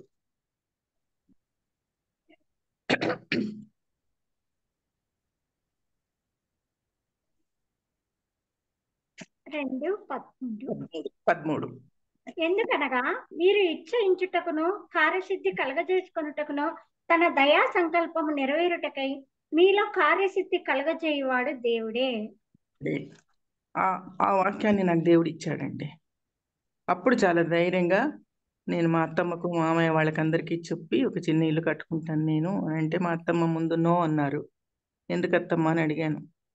అంటే మా ఆడపడుచులు పెళ్ళిళ్ళు కావాలి కదమ్మా, వాళ్ళ పెళ్ళిళ్ళు అవ్వాలన్నప్పుడు నువ్వు ఇల్లు కట్టుకుంటే ఎట్లా అంటే, నేనన్నా ఒక్క పైసా ఇవ్వనవసరం లేదు నాకు, నేను 2 లక్షలు లోన్ తీసుకుంటాను, నాకు ట్యాక్స్ పడుతుంది, ఇన్కమ్ ట్యాక్స్. ఇప్పుడు రెంట్ 1000 రూపాయలు ఇస్తున్నాము, ఇన్కమ్ ట్యాక్స్ పడకుండా ఈ లోన్ తీసుకుంటే నాకు ఇన్కమ్ ట్యాక్స్ పడకుండా, అట్లయితే ప్రొసీడ్ అన్నారు అత్తమ్మ, మా మామయ్య. సో అట్లా ఇల్లు కట్టుకొని మేము కర్నూలులో సెటిల్ అయ్యామన్నమాట. ఆ తర్వాత నేను మీకు ముందే చెప్పాను, మా ప్రిన్సిపల్ నా జాయినింగ్ రిపోర్టే తీసుకోలేదని చెప్పాను. అట్లాంటి నన్ను ఏ చైర్లో నుండి నా జాయినింగ్ రిపోర్టు తీసుకోలేదో ఆ చైర్లో కూర్చోబెట్టాడండి ప్రిన్సిపల్గా చేసి. ఎంత గొప్ప దేవుడో ఒకసారి ఆలోచించండి. నేనైతే నా కలలో కూడా అనుకోలేదు నేను ప్రిన్సిపల్ అవుతానని. ఎందుకంటే మొత్తం ఆంధ్రప్రదేశ్లో 176 కాలేజెస్ ఉన్నాయి. ఈ 176 కాలేజ్లో మనం ఎక్కడుంటాము? అప్పుడు ఒకసారి ఎవరు అన్నారు, నీ నంబర్ 350 అన్నారు. అంటే సీనియారిటీ లిస్ట్లో నీ నంబర్ 350, 176 కాలేజెస్ అంటే మనకు రాదనుకున్నాను. కానీ ఈ పైన వాళ్ళందరూ రిటైర్ అయిపోతారు, ఎవరొకరు చనిపోతారు, అప్పుడు మనం పైకి వస్తామన్న ఆలోచన నాకు ఉండలేదు. సడన్గా ఒకరోజు నువ్వు ప్రిన్సిపల్ అయిపోతున్నావు, నీకు ఆర్డర్స్ వచ్చాయన్నారు. చాలా ఆశ్చర్యం వేసిందండి. దేవుడు ఏంటబ్బా, ఏ చైర్లో నుండి నన్ను నా జాయినింగ్ రిపోర్ట్ రిజెక్ట్ చేశారు, ఆ చైర్లో నన్ను కూర్చోబెడుతున్నాడు యేసయ్య, ఇంక నీవే నన్ను కాపాడాలి. ఎందుకంటే it's a very big college అండి. కేవీఆర్ కాలేజ్ అంటే రాయలసీమలో ఫస్ట్ స్టార్ట్ చేసిన కాలేజ్. దగ్గర 3000 strength, 200 teaching staff, 300 non teaching staff, హాస్టల్లో 1500 మంది ఉంటారు. ఇది కాకుండా మొత్తము కర్నూలు డిస్ట్రిక్ట్ ప్రైవేట్ కాలేజెస్ అని అండర్ ప్రిన్సిపల్ కంట్రోలేనండి. వాళ్ళ శాలరీసు, వాళ్ళ అడ్మినిస్ట్రేషన్ అంతా పాఠాలు చెప్పుకుంటారు, అకాడమిక్ మాత్రం వాళ్ళు చూసుకుంటారు. కానీ తక్కినవన్నీ ఈ కేవీఆర్ కాలేజ్ ప్రిన్సిపలే చూడాలి. లీడ్ కాలేజ్ అంటారు. లీడ్ కాలేజ్ ప్రిన్సిపలే అంటే ఎంత భారాన్ని ఉన్నచో నాకు లెక్కలే రావు అని ముందే చెప్పాను మీకు. శాలరీస్ ఒక్కొక్క కాలేజీకి కోట్లలో ఉంటుందండి. ఎంత భయం వేసేదో చెప్పలేను. నేను నా కోసం ప్రార్థన చేయకుండా ముందు నా క్లర్క్ కోసం ప్రార్థన చేసేదాన్ని. ఎవరెవరు ఈ శాలరీ బిల్స్ చేస్తున్నారో నన్ను మోసం చేయకుండా సరిగ్గా చేసేలాగా చేయనానా, ఎట్లాంటి మోసం వద్దు, నాకు అసలే లెక్కలు రావు, ఇవి చూసుకోలేను, చేయలేను, అలా ప్రార్థన చేసేదాన్ని దేవుడిని అండి. దేవుడు చాలా కరుణామయుడు, దయామయుడు. నన్ను ప్రతి విషయంలో తన రెక్కల కింద నన్ను ఉంచి కాపాడాడండి. ఎక్కడ కూడా నా పాదం తొట్టిలని లేదు, చేయబట్టుకుని నన్ను నడిపించాడు. ఎందుకు ఈ విషయం చెప్తున్నానంటే, క్లర్క్ ప్రిన్సిపల్ కుముక్కయ్యారంటే చచ్చిపోయిన వాళ్ళ పేరు మీద కూడా శాలరీ డ్రా చేస్తారండి. రిటైర్ అయిపోయిన వాళ్ళ పేరు మీద కూడా డ్రా చేసి పంచుకుంటారు. అట్లాంటివి జరిగాయి. ఎందుకంటే ప్రైవేట్ కాలేజీలో ఎంతమంది ఉంటారో అవన్నీ మనకు తెలియదు. మా కాలేజీలో వరకు నాకు తెలుసు, కానీ ప్రైవేట్ కాలేజీలో తెలుసుకోవడం చాలా కష్టం. అందుకే అన్ని లిస్ట్ తెప్పించుకొని, వాళ్ళ డేట్ ఆఫ్ బర్త్ తెప్పించుకొని, వాళ్ళ రిటైర్మెంట్ డేట్ తెప్పించుకొని, అలా చూసుకొని, ఇలా చేసుకొని, అలా నెలకు దగ్గర 7-8 కోట్లు డీల్ చేసేదాన్నండి. ఎంత ఆశ్చర్యం వేసేదంటే, యేసయ్య నెక్కను రాని దానికి ఇంత పెద్ద భారాన్ని పెట్టావే అని అట్లా అట్లా ఏడుస్తూ ప్రార్థించేదాన్ని. కానీ ఎక్కడ కూడా ఏమి కూడా కాలేదు. దగ్గర దగ్గర ఒక 2 సంవత్సరాలు ఏమో చేశాను ఆ పనిని. ఏం కాలేదు. హాస్టల్లో కూడా 1500 మంది స్టూడెంట్స్ ఉండేవాళ్ళు. ఎప్పుడు వాళ్ళతో ప్రాబ్లమ్ వచ్చేదండి. ఎవరితోనో వెళ్ళిపోవడము, సూసైడ్ కమిట్ చేసుకోవడము, ఇట్లాంటివన్నీ చాలా జరిగాయి. నేనున్నప్పుడు ఏమీ లేదండి. గర్ల్స్ అందరికీ సాయంకాలం పూట ప్రేయర్ చేసుకోవడానికి పర్మిషన్ ఇచ్చాను. వాళ్ళకి ఒక రూము, ఒక వరండా ఇస్తే అక్కడ పోయి ప్రేయర్ చేసుకునేవాళ్ళు క్రిస్టియన్ గర్ల్స్ అందరూ. అలా ఉండేది. అలా ఉన్నప్పుడు ఒకసారి ఏమైందంటే, సపోజ్ క్రిస్మస్ చేస్తే నా పేరు తాటికాయ ఇంత అక్షరాలతో పేపర్లో వచ్చిందండి. మత ప్రచారం చేస్తున్న ప్రిన్సిపల్ మాలిని పాల్ అని. నా ఫ్రెండే వేయించింది. నాకు తెలుసు అది. నా ఫ్రెండే వేయించింది. బీజేపీ వాళ్ళు కూడా ఉండేవాళ్ళండి అక్కడ. ఎక్కడ దొరికితే పట్టుకొని సస్పెండ్ చేపిస్తామా అనే ప్లానే, కానీ సపోర్ట్ చేద్దాం చూద్దామని ఏం లేదండి. పెద్ద పెద్ద తాటికాయంత అక్షరాలతో. ఎంత ఆశ్చర్యం వేసిందంటే, ఏం చేయాలబ్బా యేసయ్య నువ్వే కాపాడు అనుకున్నాను. కాలేజ్కి వెళ్ళాను. బీజేపీ వాళ్ళు, ఏఎస్ఎఫ్ వాళ్ళు, జనసంఘ్ వాళ్ళు అందరూ వచ్చారండి. అందరు వస్తే కూర్చోపెట్టాను అందరినీ. ఏమండి వచ్చారంటే, మేడం పేపర్ చూసారంటే, చూశాను. వచ్చింది చూశానండి. మేము చేసిన సపోజ్ క్రిస్మస్ అండి. మత ప్రచారం వేరు, సపోజ్ క్రిస్మస్ వేరు. ఈ suppose Christmas first principal Miss Nathaniel అనేది క్రిస్టియన్ ప్రిన్సిపల్ అండి. ఆ ప్రిన్సిపల్ ఉన్నప్పటి నుండి ప్రతి సంవత్సరము సపోజ్ క్రిస్మస్ చేశారు. ముస్లిం ప్రిన్సిపల్ ఉన్నా, క్రిస్టియన్ ప్రిన్సిపల్ ఉన్నా, హిందూ ప్రిన్సిపల్ ఉన్నా చేశారు. ఇదిగో ఫొటోస్ అని ఫొటోస్ తీసుకెళ్ళానండి. ఇంటి నుండి అన్ని చేశారు. నేను అదే చేశాను. నేను వేరేది ఏం చేయలేదండి. తర్వాత వినాయక చవితి కూడా చేస్తారు మా పిల్లలు. వినాయక చవితి కూడా చేశారు. మరి అప్పుడు రాలేదు, ఇప్పుడు ఎందుకు వచ్చారు అని అడిగారు. వినాయక చవితి చేశారా? మేము నమ్మము. హాస్టల్ అమ్మాయిని పిలిపించి, చెప్పండి అమ్మా వినాయక చవితి చేశారా లేదా మీరంటే చేశాము అని. అప్పుడు వాళ్ళు వెళ్ళి నెక్స్ట్ డే పేపర్లో వేశారండి. ఈమె కొత్తగా వచ్చి ఏమి స్టార్ట్ చేయలేదు, అంతకుముందు ఉన్నవే ఈమె చేశారు, ఇక మీదట అది కూడా చేయనని చెప్పారు అని వేశారు. వాళ్ళు ఆ వివరణ ఇవ్వకుండా ఉండింటే నన్ను జైల్లో కూర్చోబెట్టేవారండి. ఎందుకంటే సెక్యులర్ స్టేట్, గవర్నమెంట్ కాలేజ్ ఇట్లాంటివన్నీ చేయకూడదు. సో దేవుడు అక్కడ కూడా నన్ను కాపాడాడు. లేకపోతే సుమోటోగా తీసుకోవాలని కూడా ఉన్నారు కోర్టులో కేసు వేయడానికి. పెద్ద తతంగం అండి. చాలా పెద్ద ఇదవుతుంది అవన్నీ. చాలా కష్టం అన్నమాట. ఇంకా అక్కడ దొరకలేదని ఏం చేశారు, హాస్టల్లో ఇరికిస్తామని ప్లాన్ చేశారు. కమల కుమారి అని ఒక విశ్వాసరాలు, మా కాలేజీలో ఎకనామిక్స్ లెక్చరరు, తను ఉండింది. తను నాకు ఈ ప్రొవిజన్స్ లెక్కలు అవన్నీ తను చూసేదన్నమాట హాస్టల్. ఎక్కడ ఏ డిస్క్రిపెన్సీ లేకుండా చూసింది. చాలా చక్కగా తను వర్క్ చేసింది. నేను కూడా చాలా చక్కగా పిల్లల్ని ఇది చేయడము, అది చేయడము. పిల్లలు ఒక 200 మంది శనివారం వెళ్ళిపోయారంటే ఇక్కడ బియ్యం తగ్గించడం, పాలు తగ్గించడం, కొత్తిమీర కర్రీ అన్నీ అలా చేసుకుంటా వచ్చే లోపల ఏమైందంటే, దేవుడిచ్చిన నాకు ఆశీర్వాదం ఏంటంటే, ఒక్క 100 రూపాయలండి, ప్రతి అమ్మాయి మీద 100 రూపాయలు తగ్గింది మెస్ బిల్లు. సంవత్సరాలు గడిచే కొద్దీ ఎక్కాలి కానీ తగ్గిపోయింది అనమాట. దేవుని కృప మూలాన అది తగ్గింది. నాకు కమల కుమార్ని దేవుడు ఇచ్చాడు చూసుకోవడానికి. అట్లా 2-3 క్రిస్టియన్ లెక్చరర్స్ నాకు హెల్ప్ చేశారు. వాళ్ళ మూలాన తగ్గింది. లేకపోతే అక్కడ కూడా నన్ను ఇరికించాలని సాతాన్ చాలా ప్రయత్నించాడు. కానీ ఎక్కడ కూడా నేను వాళ్ళకి చిక్కలేదు. హాయిగా రిటైర్ అయిపోయి హాయిగా ఇంకా అక్కడ ఉండకుండా చాలా కష్టాలు పెడుతున్నారు వీళ్ళు. ఎందుకని మా హస్బెండ్ వాళ్ళు నన్ను నందికొట్కూరుకు వేయించారండి. నందికొట్కూరు అంటే జస్ట్ ఒక 27 కిలోమీటర్సే కర్నూలు నుండి. అక్కడికి వెళ్ళారు. అక్కడికి వెళ్ళగానే ఎంత ప్రాబ్లం వచ్చిందంటే, పోయే వారానికే 1 కోటి రూపాయలు చెక్ వచ్చిందండి. 1 crore. అది తీసుకోగానే నేను ఇమీడియట్గా జాయింట్ డైరెక్టర్కి ఫోన్ చేశాను. సార్ ఏంటి 1 crore ఇచ్చారు, నేను within 8 months I'm going to retire, I think I cannot accept this, నేను ఐ విల్ రిటర్న్ దిస్ అన్న. నో గట్టిగా అరిచారు. No, I know that you will do it within 6 months, do it within 6 months, afterwards you will retire అన్నారు. ఇంకేం మాట్లాడాలో నాకు అర్థం కాలేదు.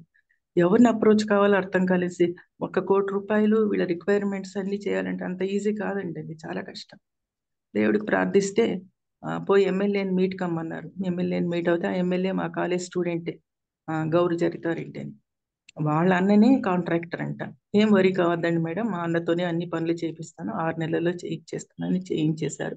6 monthsలో చేయించారు. నాక్ టీమ్ అని ఒకటి వస్తుందండి మాకు సెంట్రల్ గవర్నమెంట్ నుండి, అక్రిడిటేషన్, అసెస్మెంట్ అండ్ అక్రిడిటేషన్, ఆ కౌన్సిల్ కూడా వచ్చింది. అది కూడా చేసేసి ఆ తర్వాత రిటైర్ అయిపోయారు. రిటైర్ అయినప్పుడు ఆమె ఎవరంటే ఎమ్మెల్యేని పిలిచాము మేము. ఆవిడే వచ్చారు. ఆవిడ వస్తూ superintendent engineer, executive engineer, IG, SP అందరినీ తీసుకొని వచ్చారండి. పెద్ద మీటింగ్, నాకు తెలియకుండానే మీటింగ్ ఎంత పెద్ద మీటింగ్ అయిపోయిందంటే అంత పెద్ద మీటింగ్. ఆ మీటింగ్లో నేను ఐ నెవర్ ఎక్స్పెక్ట్ దేవుడు నన్ను అంతగా హెచ్చిస్తాడని అనుకోలేదండి నేను. ప్రతి ఒక్కరు పూలదండ షాలు. మా కాలేజీని ఎంత ఇంప్రూవ్ చేసామమ్మా, ఎంత డిసిప్లిన్లో పెట్టామమ్మా. ఒక్క అబ్బాయి లేచిపోలేదు, ఒక్క అమ్మాయి లేచిపోలేదు, ఎవరు పెళ్లి హాఫ్ ఎ డజన్ చేసుకుంటారంటండి అమ్మాయిలు అబ్బాయిలు ప్రతి సంవత్సరం. నువ్వు వచ్చినావు, ఏం చేసినావు ఏం కదమ్మా, అందుకే నేను సన్మానిస్తామమ్మా అని. ఎవరో కూడా నాకు తెలియదండి, వాళ్ళు ఎవరో పూలదండ దేవునికే ఘనత. వెళ్తున్నప్పుడు నేను, మీరు నమ్మరు, డిక్కి నిండిపోయిందండి పూలదండలతో, షాల్స్తో. అట్లా దేవుడు నన్ను ఆశీర్వదించాడు. నేను 2.5 years ఏమో చేశాను ప్రిన్సిపల్గా. ఒకటే ఒక ప్రార్థన చేశానండి దేవుడికి. ఏంటంటే, నా నోటి మాటలు, నా హృదయ ధ్యానములు నీ దృష్టికి అంగీకారములుగా ఉండుక. 2.5 years చైర్లో కూర్చున్నప్పుడు చేసిన ప్రార్థన అదే, ఇంకా వేరే ప్రార్థన చేయలేదు. దేవుడు అట్లా కాపాడాడు, నన్ను కరుణించాడు, ఇంత దూరం తీసుకొచ్చాడు. రిటైర్ అయిన తర్వాత మేము ఇట్లా హైదరాబాద్ షిఫ్ట్ అయిపోయాము. ఎందుకంటే మా అబ్బాయి ఇక్కడ వర్క్ చేస్తున్నాడు కాబట్టి ఇక్కడ షిఫ్ట్ అయ్యాము. ఇక్కడ కూడా నేను ఇక్కడ స్త్రీల కూటంలో అట్లా మాట్లాడుతుంటాను. ఇట్లాగే నా స్టూడెంట్స్, క్రిస్టియన్ స్టూడెంట్స్ ఫోన్ చేస్తే ఇట్లాగే వీడియో కాల్ చేసి, వీడియో కాల్ ద్వారా వాళ్ళకు వాక్యం చెప్తుంటాను, మా స్త్రీల కూటంలో చెప్తుంటాను. తర్వాత ఇక్కడ ఆర్ఎన్ ఇజ్రాయెల్ గారు అని ఉన్నారు, ఆయన బ్రదరన్ గ్రూప్ సంఘం పెట్టారు. ఆయన చనిపోయాడు, ఆయన కొడుకు చనిపోయాడు, కానీ సంఘం ఇంకా ఉంది. అప్పుడప్పుడు ఆ సంఘానికి కూడా వెళ్ళి మాట్లాడొస్తుంటాను. ఇట్లా చిన్న చిన్న వాళ్ళకి వీళ్ళకి చెప్పడము, మా బంధువులకి అందరికీ చెప్పడము, ఆడపిల్లలందరినీ మా ఇంటికి తీసుకొచ్చి వాళ్ళకి చెప్తాను. ఒక్కసారి స్త్రీలందరినీ మా ఇంటికి తీసుకొచ్చి వాళ్ళకి చెప్తాను. ఇట్లా చిన్న చిన్నగా సేవ చేస్తూ నా జీవితాన్ని గడుపుతున్నాను. నాకు ఇప్పుడు 74 సంవత్సరాలు. ఎక్కువ దూరం ప్రయాణం చేయలేను, ఎక్కువసేపు కూర్చోలేను. దేవుని దయ వల్ల నాకు బీపీలు, షుగర్లు ఏం లేవు, కానీ ఆర్థరైటిస్ ప్రాబ్లం ఉంది. ఎక్కువ కూర్చోలేను, ఎక్కువ పని చేయలేను. అందుకే నా కోసం కూడా ప్రార్థించండి. మీరు నా కుటుంబం కోసం ప్రార్థించండి. 2 మనమళ్ళు, ఒక కొడుకున్నారు, వాళ్ళందరి కోసం ప్రార్థించండి. వాళ్ళని కూడా సన్మార్గంలో నడుపుతున్నాను. అందరూ చక్కగా చర్చ్ యాక్టివిటీస్లో పార్టిసిపేట్ చేసుకుంటున్నారు. నా కోడలు, నా కొడుకు అందరు రక్షింపబడిన వాళ్ళు. ఇప్పుడు నా మనమళ్ళు కూడా రక్షింపబడాలండి. వాళ్ళు ఇంకా చిన్నపిల్లలు, 8th class 9th class అలా చదువుతున్నారు. వాళ్ళ కోసం కూడా ప్రార్థించండి. ఈ అవకాశాన్ని ఇచ్చిన కేజియాకు చాలా థ్యాంక్స్. వాక్యం చెప్పడానికి టైం లేదు కదా, ఉంది ఉంది. ఎంతంది, ఇది పెద్ద టాపిక్ కదా. 20 minutes ఉందిలేండి. 20 minutes లో ఎంత అవుతే అంత చెప్పి తర్వాత చెప్పుకుందామా? ఓకే.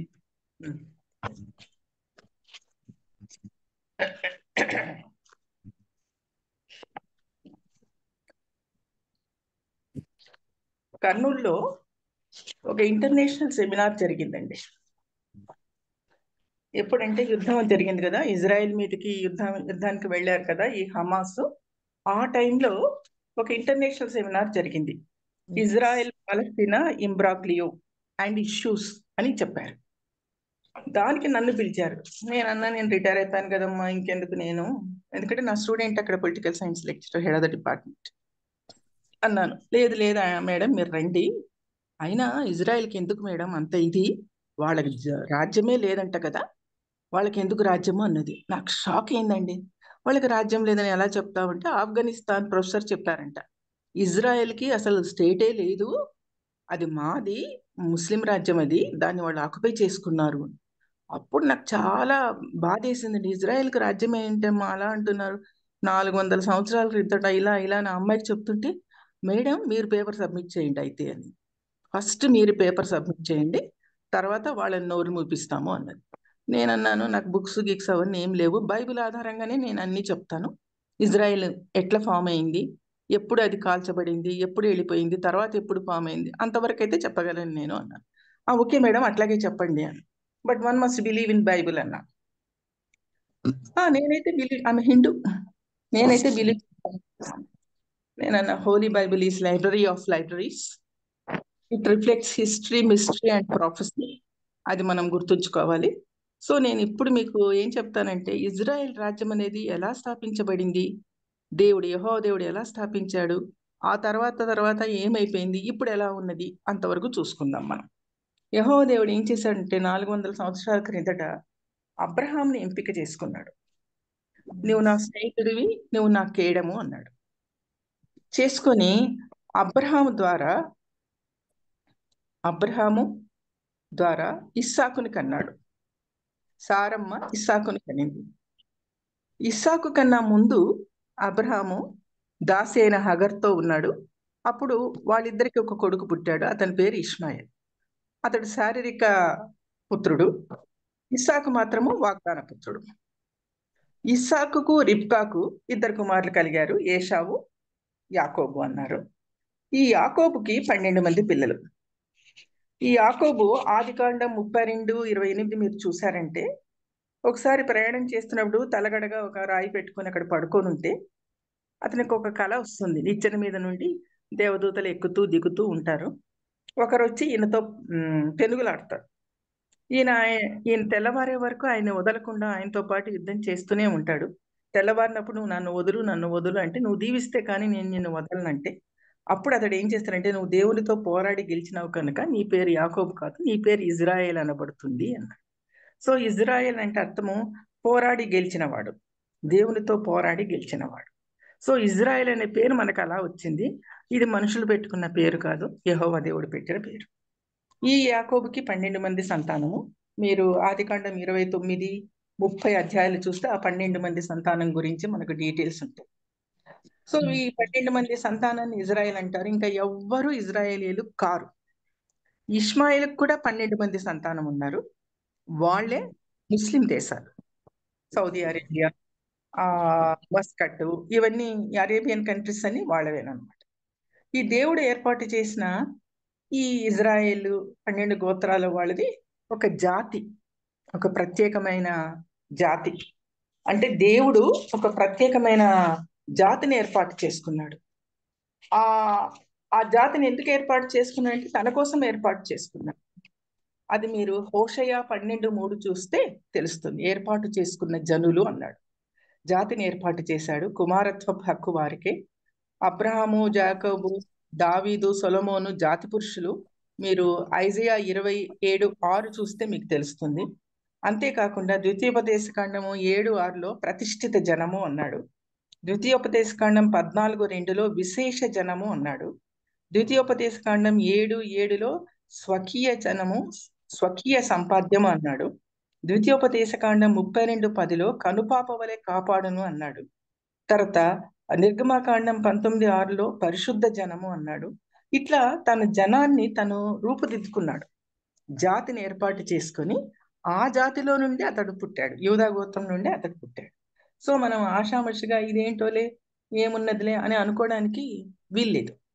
ఈ 12 మందికి ఏసేపు కాలంలో ఏసేపు అన్నదమ్ముల యొక్క కుత్సిత స్వభావం వల్ల ఈజిప్ట్ వాళ్ళకి అమ్మివేయబడ్డాడు. కానీ ఈజిప్టులో దేవుడు అతన్ని ఆశీర్వదించి గొప్పగా చేసి ప్రధానిగా చేశాడు. ఆ టైంలో కరువు కాటకం వస్తే ఇక్కడున్న ఈ 11 మంది అన్నదమ్ములకి తిండి లేకపోతే వీళ్ళందరూ వెళ్ళి ఈజిప్టుకు వెళ్ళి ఏసేపుని కలుసుకుంటారు. ఏసేపు అందరినీ గుర్తుపెట్టి మీరు అక్కడ ఉండకండి, ఇక్కడ రమ్మని పిలిస్తే అందరు ఈజిప్ట్కి వెళ్ళిపోతారు. ఈ 11 గోత్రాల వాళ్ళు. ఈ ఏసేపు ఉన్నంతకాలం వాళ్ళు బాగున్నారు, కానీ ఏసేపు తర్వాత వాళ్ళని బానిసలుగా చూశారు ఈజిప్ట్ వాళ్ళు. అక్కడ 430 సంవత్సరాలు వాళ్ళు అక్కడ ఉన్నారు. ఈ దేశాన్ని వదిలేశారు, ఈ ప్రాంతాన్ని వదిలేశారు. వాళ్ళు ఎందుకు వదిలేశారు అంటే ఇంకా కరువు కాటకాలు వచ్చాయి కాబట్టి వాళ్ళు వదిలేయాల్సి వచ్చింది.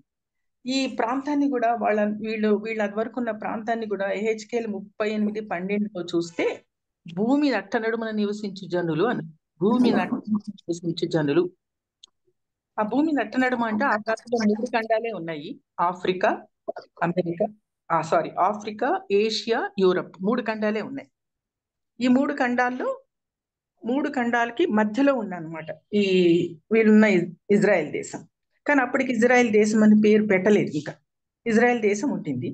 ఆ తర్వాత ఈ ఇజ్రాయెల్ దేశానికి వచ్చిన ఇదేంటంటే ఆ 430 సంవత్సరాల బానిసత్వంలో నుండి ఉన్న తర్వాత మోసెస్, అహరోను వీళ్ళని నడిపించారు కానాకి. ఇక్కడికి నడిపించిన తర్వాత మోసెస్ చనిపోయిన తర్వాత యెహోషువ వీళ్ళకి నాయకత్వం వహించాడు, కాలేబు, యెహోషువ.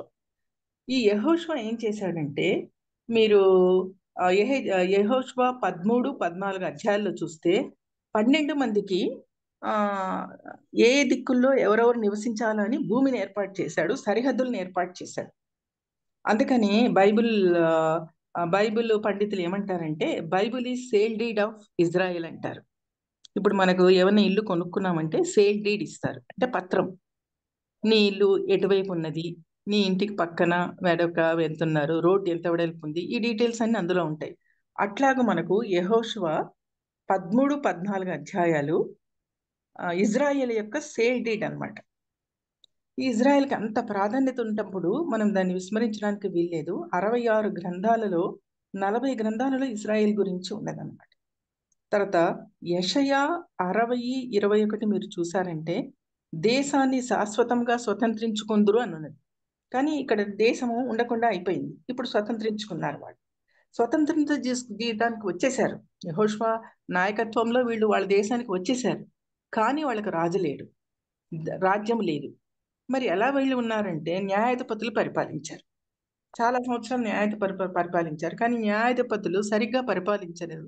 శాంసన్ ఉన్నాడు అనుకోండి, సరిగ్గా పరిపాలించదు. కొంతమంది బాగా పరిపాలించారు, ఇంకొంతమంది బాగా పరిపాలించలేదు. అందుకని వీళ్ళందరూ ఏం చేశారంటే, ప్రజలు దేవునికి మొరపెట్టుకున్నారు, మాకు ఒక రాజునివ్వండి, మాకు ఒక రాజునివ్వండి. సో 1095 సంవత్సరంలో బీసీ యెహోవా దేవుడు ఏం చేశారంటే, సౌలుని వాళ్ళకి మొట్టమొదటి రాజుగా ఇచ్చాడు. సౌలు మొట్టమొదటి రాజుగా ఇచ్చాడు. ఈ సౌలు బెన్యామీన్ గోత్రానికి చెందినవాడు. ఇతడు మొట్టమొదటి రాజు. ఇతడు 40 సంవత్సరాలు పరిపాలించాడు. అంటే ఇజ్రాయెల్ రాజ్యం వచ్చేసింది. ఇంకా మనకు ఇజ్రాయెల్ రాజ్యం స్థాపించబడింది 1095లో స్థాపించబడింది. సౌల్ తర్వాత దావీదు తర్వాత సొలొమోను. వీళ్ళందరూ 40 సంవత్సరాలు, అంటే 120 సంవత్సరాలు పరిపాలించారు. సొలొమోన్ కాలంలో టెంపుల్ కట్టారు. అలా వాళ్ళు జీవిస్తూ ఉన్నారు. కానీ సొలొమోన్ తర్వాత వాళ్ళలో వాళ్ళు చాలా కొట్లాడుకొని ఇజ్రాయెల్ దేశము 2గా డివైడ్ అయిపోయింది. నార్త్ ఇజ్రాయెల్, సౌత్ ఇజ్రాయెల్ అని డివైడ్ అయిపోయింది. ఆ టైంలోనే నెబుకద్నెజర్ వచ్చి టెంపుల్ని కాల్చివేసి చాలా మందిని బానిసలుగా తీసుకెళ్ళేవాడు. అప్పుడే దానియేలు కూడా వెళ్ళాడు. షడ్రక్, మెషక్, అబేద్నెగో, దానియేలు వీళ్ళందరూ కూడా అప్పుడే వెళ్ళిపోయారు అక్కడికి. ఆ తర్వాత కొద్దిగా గొప్ప కొంచెం ఉండింది రాజ్యము, ఇజ్రాయెల్ రాజ్యము. కానీ అప్పుడు 70 ADలో ఇజ్రాయెల్ దేశం లేకుండా హేరోదు మొత్తం కాల్చివేసి సుమారుగా 11 లక్షల మందిని చంపివేశాడు, యూదుల్ని. అప్పుడు రాజ్యం లేకుండా అయిపోయింది.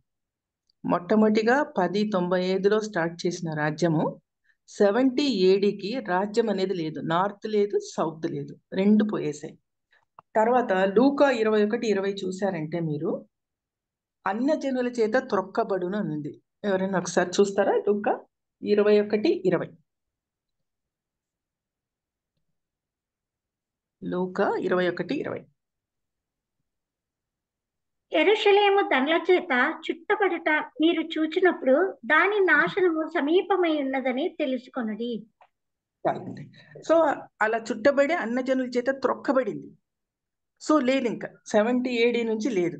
ఎంతవరకు లేదంటే 70 AD నుంచి 1947 సంవత్సరం వరకు ఇది అన్యుల చేతిలో ఉండింది. ఎవరా అన్యులు అంటే, రోమన్స్ పరిపాలించారు, పార్దీయులు, అరబ్స్, టర్క్లు, క్రూసేడ్స్, సవాడిన్లు, ఈజిప్ట్ వాళ్ళు, ఒటోమన్ వాళ్ళు. లాస్ట్కి ఎవరు పరిపాలించారంటే బ్రిటిష్ వాళ్ళు పరిపాలించారు. సో 1947 వరకు బ్రిటిష్ వాళ్ళు పరిపాలించారు. సుమారుగా 30 సంవత్సరాలు బ్రిటిష్ వాళ్ళు పరిపాలించారు. అందుకే ఇజ్రాయెల్ వాళ్ళకి ఇంగ్లీష్ బాగా వచ్చు. సో 70 AD నుంచి 1947 వరకు ఇజ్రాయెల్ దేశం లేదు.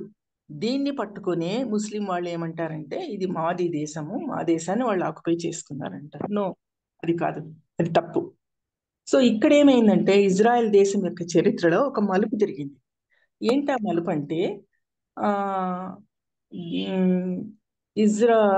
లండన్లో థియోడర్ అని ఒక ఆయన ఉన్నాడు. యూదుడు చాలా స్థితిమంతుడు, ఆస్తిమంతుడు. ఇతడు ఏం చేశాడంటే జియోనిజం, సియోనువాదము అని ఒక ఏమంటారు ఒక ఉద్యమాన్ని స్టార్ట్ చేశాడు. సియోనువాదం అనే ఉద్యమాన్ని. ఈ సియోనువాదం అనే ఉద్యమాన్ని స్టార్ట్ చేసినప్పుడు ఏమైందంటే అక్కడ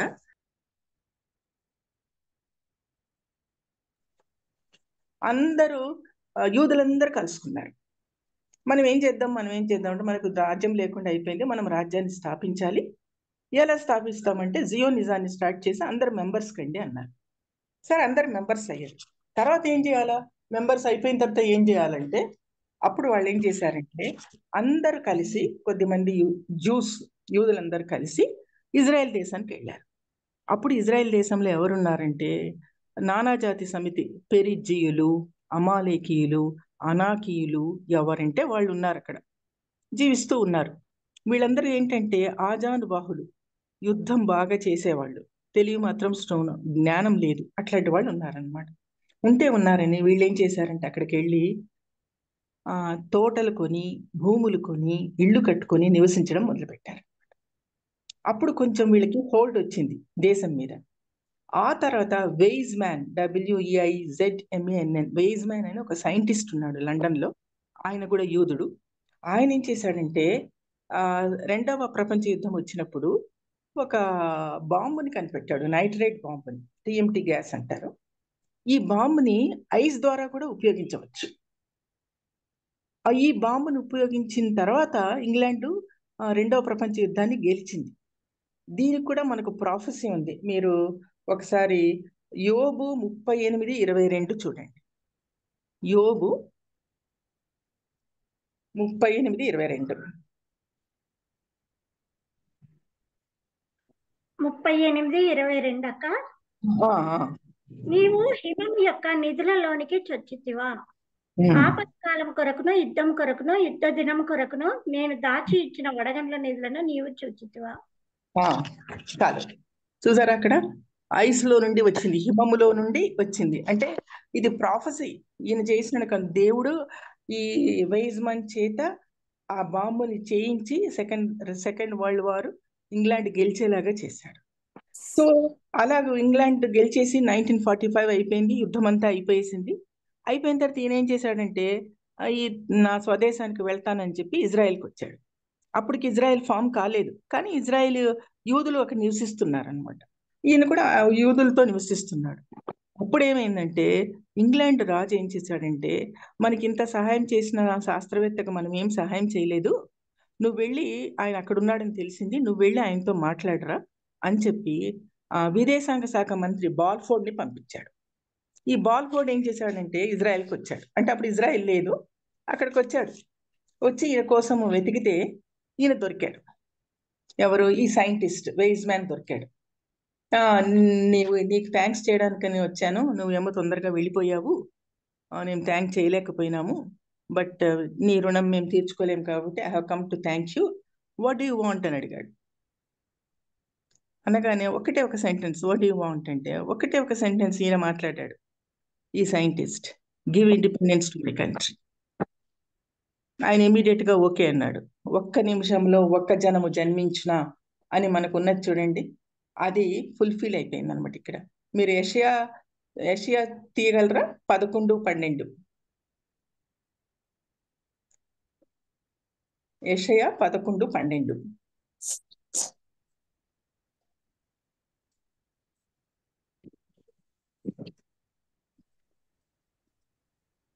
జనములను పిలుచుటకు ఆయన ధ్వజము నిలవబెట్టును, పరిశీలిపోయిన ఇశ్రాయేలీయులను పోగు చేయును, భూమి యొక్క 4 దిగంతముల నుండి చెదిరిపోయిన యూదా వారిని సమకూర్చును. ఒక్క నిమిషంలో ఒక్క జనము జన్మించిన ఉన్నది ఆ వర్డ్ లేదా? యెషయా 43:5 చూడండి. యెషయా 43:5. యెషయా 43:5. భయపడకుము, నేను నీకు తోడై ఉన్నాను, తూర్పు నుండి నీ సంతానమును తెప్పించెదను, పడమట నుండి నిన్ను సమకూర్చి రప్పించెదను, అప్పగింపుమని ఉత్తర దిక్కునకు ఆజ్ఞ ఇచ్చెదను, బిగబట్ట వద్దని దక్షిణ దిక్కుకు ఆజ్ఞ ఇచ్చెదను. దూరము నుండి నా కుమారులను భూ దిగంతము నుండి నా కుమార్తెలను తెచ్చుము. నా మహిమ నిమిత్తము నేను సృజించిన వారిని, నా నామమున పెట్టబడిన వారందరినీ తెప్పించుము. ఇది జరిగిందండి. అందరు ఒక్కొక్కరు రావడం జరిగిపోయింది. అట్లాగే మనకు ప్రాఫెసీలు చాలా ఉన్నాయి, ప్రవచనాలు. మీరు యోవేలు 3:21 చదవండి. యోవేలు 3:21.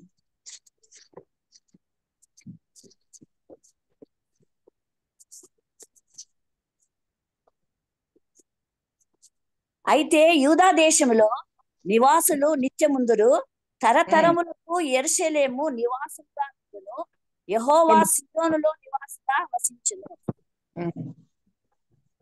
సో తరతరములు దీన్ని నివాసంగా చేయడానికి అందరినీ రప్పించాడు అనమాట యేసయ్య. ఆమోసు 9 చూడరా ఒకసారి. ఆమోసు 9 14, 15. ఓకే, చదువుతున్నాను. మరియు శ్రమనందుచున్న నా జనులకు ఇశ్రాయేలీయులను నేను చెరలో నుండి రప్పించును. పాడైన పట్టణములను మరలా కట్టుకొని వారు కాపురముందురు. ద్రాక్ష తోటలు నాటి వాటి రసం తాగుదురు, వనములు వేసి వాటి పండ్లను తిందురు. వారి దేశంలో నేను వారిని నాటుదును. నేను వారికి ఇచ్చిన దేశంలో నుండి వారు ఇక పెరికివేయబడరని నీ దేవుడైన యెహోవా సెలవిచ్చుచున్నాడు.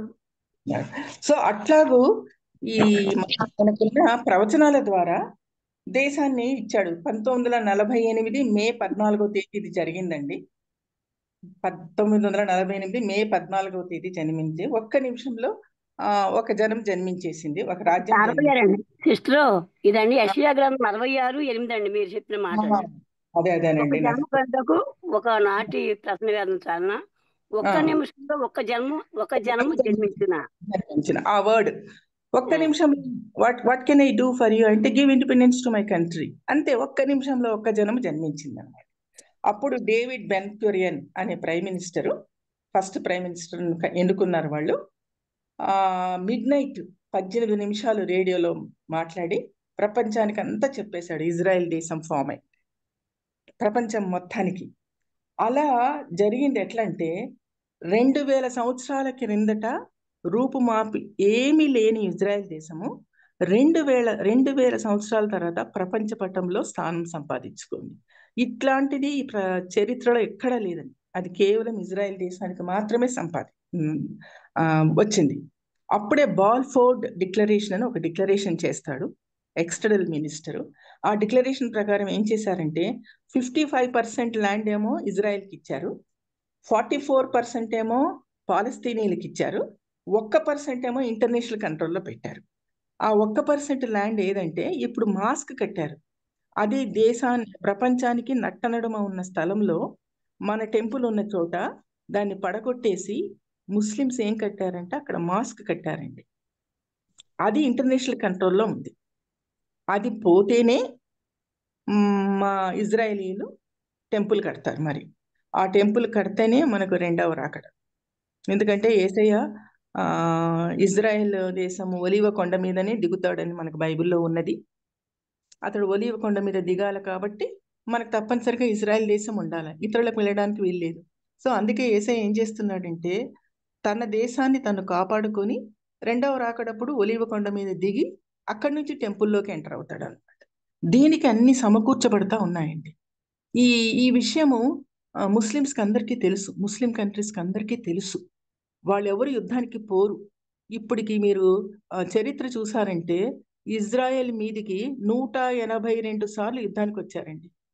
దాంట్లో రికార్డెడ్ 42 యుద్ధాలే రికార్డ్ అయిపోయింది, తక్కినవి రికార్డ్ కాలేదు. ఏ యుద్ధంలోనైనా సరే ఇజ్రాయెల్ ఓడిపోలేదు, వాళ్లే వెళ్ళిపోయారు.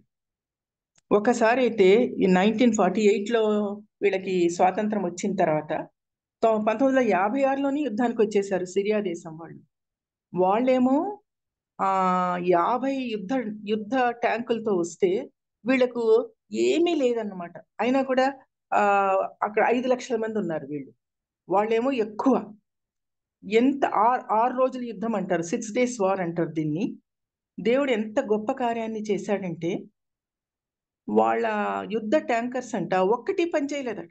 50 ట్యాంకర్స్ వరుసగా పెడితే ఒక్క ట్యాంకర్ పని చేయకపోతే భయపడి అవన్నీ వదిలేసి వాళ్ళు వెళ్ళిపోయేశారు. వీళ్ళు యుద్ధానికి గెలిచారు. అప్పుడే గోలాన్ హైట్స్ వాళ్ళు ఆక్యుపై చేసుకున్నారు. ఈ గోలాన్ హైట్స్ అంటే ఇవంటే ఏంటంటే మీరు ఆదికాండం 49 తీయండి. ఆదికాండం 49.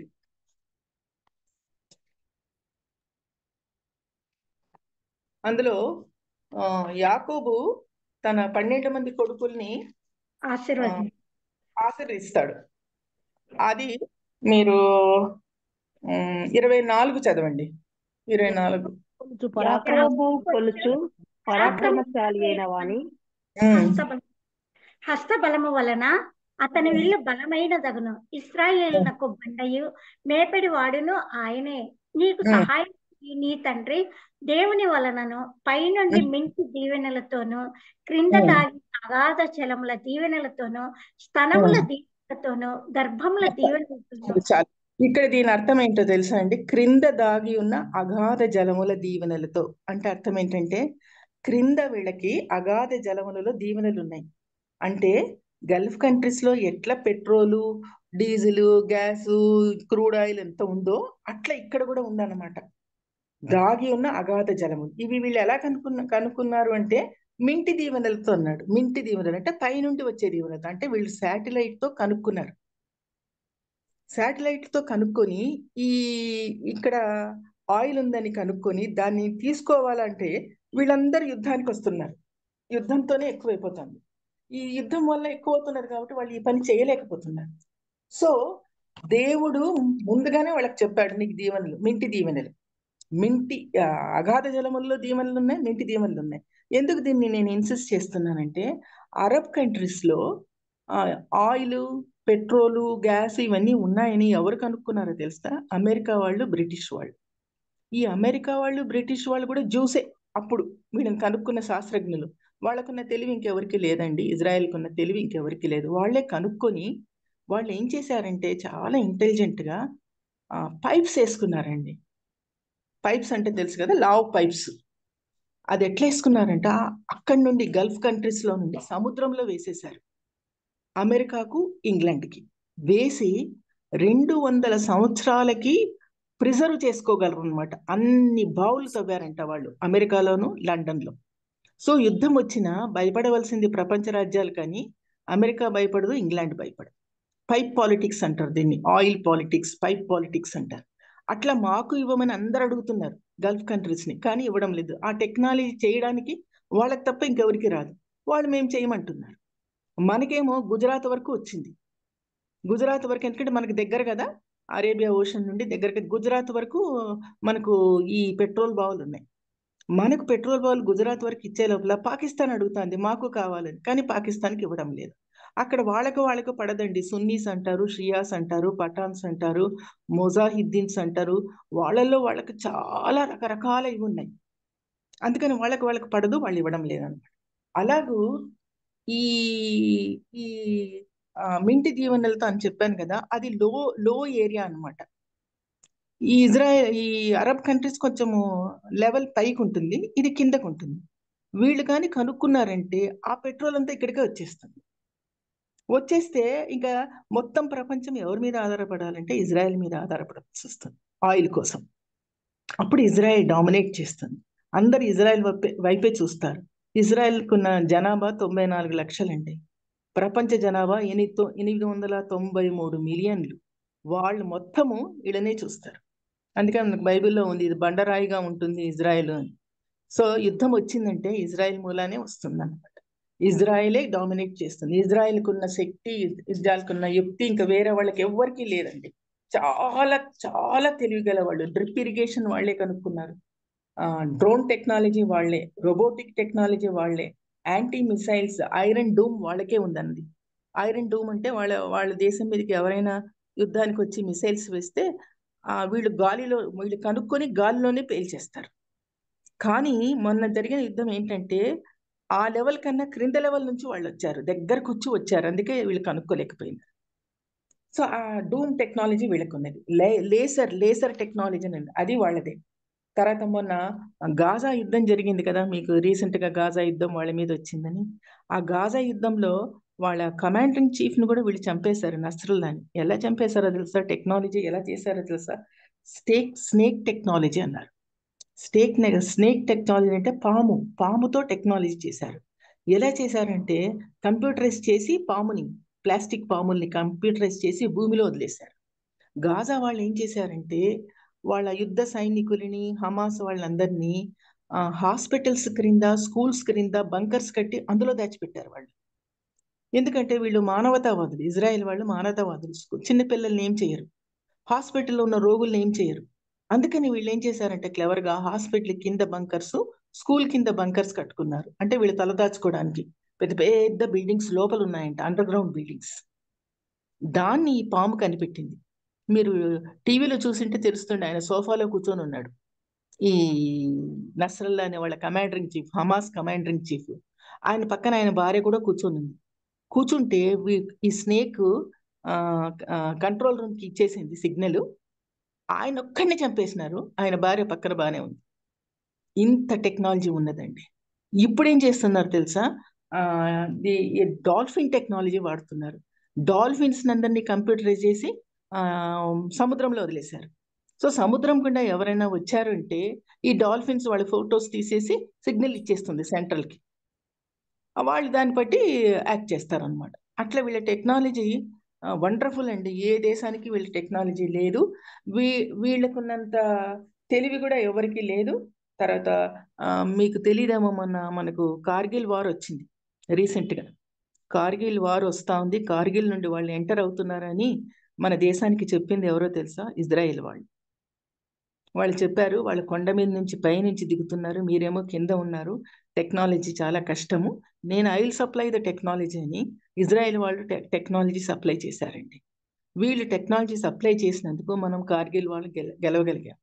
మనకు ఇండియాకు ఇజ్రాయెల్కి చాలా సత్సంబంధాలు ఉన్నాయి. ఎందుకంటే 1893 నుండి అక్కడ యుద్ధాలు జరుగుతున్నప్పుడు ఇజ్రాయెల్ వాళ్ళు ఇండియాకు వచ్చేసారు. సొలొమోన్ కాలంలో సుగంధ ద్రవ్యాల కోసం వ్యాపారం చేసేవాళ్ళు అంటే ఇజ్రాయెల్ వాళ్ళు. సో ఇక్కడికి వచ్చినప్పుడు మన ఇండియన్స్ వాళ్ళని వెల్కమ్ చేశారు.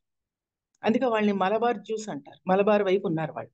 అట్లాగే మనకు ఆంధ్రప్రదేశ్లో గుంటూరు దగ్గర, చేబ్రోల్ దగ్గర కూడా ఇజ్రాయెలైట్స్ ఉన్నారండి. వాళ్ళు ఇఫ్రాయిం సంతానానికి చెందిన వాళ్ళు. ఇప్పుడు కూడా వాళ్ళు ఒక గ్రూప్ లాగా ఉంటారు, ఏదో బిజినెస్ చేసుకుంటారు, అక్కడ ఉంటారు. అలాగ చేశాం కాబట్టి India is very friendly with Israel అనమాట. ఈ అరబ్ కంట్రీస్కి అందరికీ ఒక విషయం బాగా తెలుసండి, వీళ్లకు దేవుని యొక్క కాపుదల ఉంది, వీళ్ళ దేవుని శక్తి వీళ్ళకు ఉన్నది. వీళ్ళ మీద యుద్ధానికి పోతే మనం ఎట్లాంటి పరిస్థితుల్లో గెలవము. సో మనం ఏం చేయాలా అని ఆలోచించి అందరు ఒక్కొక్క ఏమంటారు ఉగ్రవాద సంస్థని మొదలుపెట్టారు. అంటే ఒక్కొక్క దేశం ఒక్కొక్క ఉగ్రవాద సంస్థ, లెబనాన్ ఒకటి, ఇరాన్ ఒకటి, ఇరాక్ ఒకటి, అట్లా అందరు ఒక్కొక్కటి చేసి చదువు సంధ్య రాని వాళ్ళని అందరినీ యుద్ధంలో దింపేసేసి వాళ్లకు ఫైనాన్షియల్ ఎయిడ్ వీళ్ళు ఇస్తారు. వీళ్ళు రారు యుద్ధానికి, వెనకుంటారు, వాళ్ళని పంపిస్తారు అనమాట. వాళ్ళని పంపించి యుద్ధానికి ఎలాగైనా వీళ్ళని ఇది చేయాలని చెప్పి ఆలోచిస్తున్నారు. సో అలాగూ ఏ విధంగా వాళ్ళు చేసినా కూడా ఇజ్రాయెల్దే పై చెయ్యి. ఎందుకంటే దేవుడు వాళ్ళని కాపాడుతున్నాడు. ఇజ్రాయెల్ని కాపాడువాడు కునుకడు నిద్రపోడు అని మనకు ఉన్నదన్నమాట. సో అట్లాగే ఇంటర్నెట్ బ్యాంకింగ్ కూడా వాళ్ళేనండి కనిపెట్టింది. కంప్యూటర్ కనిపెట్టింది వాళ్ళే. Internet banking, Android, fax, Google, తర్వాత ఎక్స్, వై ఇవన్నీ ఉన్నాయి కదా, ఇవన్నీ వాళ్ళే కనిపెట్టారు. సో ఈ ప్రపంచ దేశాలు ఏవైనా కానీ ఇజ్రాయెల్కి వ్యతిరేకం అయ్యాయి అంటే అవన్నీ స్టాప్ అయిపోతాయి, ఫినిష్డ్. అందుకని ఎవరు ఇజ్రాయెల్కి బాహాటంగా వ్యతిరేకం అని చెప్పరు. వాళ్ళ టెక్నాలజీ తీసుకుంటూనే, వాళ్ళకి సహాయంగా ఉంటూనే శత్రుత్వాన్ని కలిగి ఉండాలని వాళ్ళు ఎప్పుడు ప్లాన్ చేస్తూ ఉంటారు. సో అట్లాగా వీళ్ళు ఇంత ప్లాన్ చేసి ఇంత చేసినా కూడా వాళ్ళ వైపు యెహోవా దేవుడు ఉన్నాడు కాబట్టి ఆయనే ఇజ్రాయెల్ని కాపాడతాడు. మనం కూడా ఇజ్రాయెల్ కోసము ప్రార్థించాలి. మీరు కొన్ని నేను ఇవి చెప్పేస్తాను, మీరు అవి చూసుకోండి. కీర్తన 122:6, కీర్తన 137:6 చదవగలరా? ఒక 5 నిమిషాల్లో అయిపోనిస్తాను. 122:6 చూడండి. 122:6. ఓకే అక్క. 122:6. యెరూషలేము యొక్క క్షేమం కొరకు ప్రార్థన చేయుడి. యెరూషలేమా, నిన్ను ప్రేమించేవారు వర్ధిల్లుదురు. అట్లే 137:6 చూడు. 137. 137:6. ఓకే అక్క. నేను జ్ఞాపకం చేసుకున్న ఎడల చేసుకొనని ఎడల నా ముఖ్య సంతోషము కంటే నేను యెరూషలేమును హెచ్చుగా ఎంచని ఎడల నా నాలుక నా అంగిటికి అంటుకొని పోవును. ఎంత బాగున్నదో చూడండి. తర్వాత యెషయా 40:1-2 చూడండి. యెషయా 40:1-2. 40:1-2. 40:1-2. మీ దేవుడు సెలవిచ్చిన మాట ఏదనగా నా జనులను ఓదార్చుడి యెరూషలేముతో ప్రేమగా మాటలాడుడి. ఆమె యుద్ధకాలము సమాప్తమయ్యను, ఆమె దోషులను తీర్చబడెను. యెహోవా చేసిన అట్లాగే 60:12 చదవండి. 60:12. 60:12. నిన్ను సేవింపని జనమైనను రాజ్యమైనను నిలవదు, అట్టి జనములు నిర్మూలము చేయబడను. సో ఇంత చక్కగా మనకు దేవుడే చెప్తున్నాడు, ఇజ్రాయెల్ కోసం ప్రార్థించండి, ఇజ్రాయెల్ కోసం ప్రార్థిస్తే మనం వర్ధిల్లుతామన్నారు. ఇజ్రాయెల్ కోసం ఎప్పుడు ప్రార్థించాలి? అందుకే మన పర్సనల్ ప్రేయర్లో, గృహ కూడికల్లో, చర్చెస్లో తప్పనిసరిగా ఇజ్రాయెల్ కోసం ప్రార్థిస్తే మనం వర్ధిల్లుతాము, ఇజ్రాయెల్ వర్ధిల్లుతుంది. దేవుని రాకడలో మనం ఉంటాము. దేవుడు రెండవ రాకడ అంత్యకాల సూచనలన్నీ ఎన్నో కనిపిస్తున్నాయి. మనము ఇజ్రాయెల్ని కాపాడుకోవాలి, మన విశ్వాసాన్ని కాపాడుకోవాలి, మనము తయారవ్వాలి దేవుణ్ణి చేరుకోవడం. ఓకే, థ్యాంక్స్ అక్క, ఎంతో చక్కగా. కేసీఆర్ ముగిచ్చేదా అక్క? మాలిని అక్క చాలా మంచి విషయాలు చెప్పినారు. చాలా చూడ్డానికి అవకాశం కుదిరి వినడానికి మీ మాటలు చూడ్డానికి